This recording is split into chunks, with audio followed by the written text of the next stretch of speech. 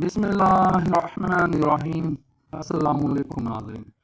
تمام طرح اللہ تعالیٰ کی پاک ذات کے لیے جو تمام جہانوں کی خالق مالک اور پروردگار ہے، اور لاکھوں کروڑوں اربوں خربوں درود اور سلام اللہ تعالیٰ کے آخری نبی اور رسول حضرت محمد مصطفیٰ احمد مصطفیٰ صلی اللہ تعالیٰ علیہ وآلہ وسلم پر۔ ناظرین، آج کی اس ویڈیو میں ہم لوگ بات کریں گے کہ دستاویز کی فوٹو کاپی کی قانونی حیثیت کیا ہے ایک کیس اصلاح کے حوالے سے۔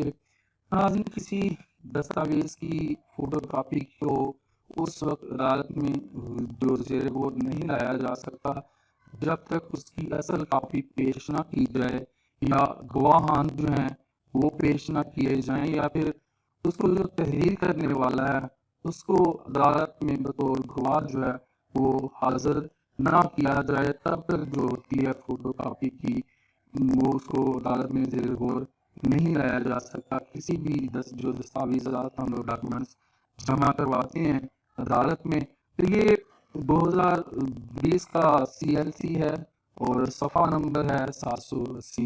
یہ ایک بہت اہم عدالتی فیصلہ تھا، میں نے آپ لوگوں کے ساتھ سوچا کہ آج شیئر کر دوں۔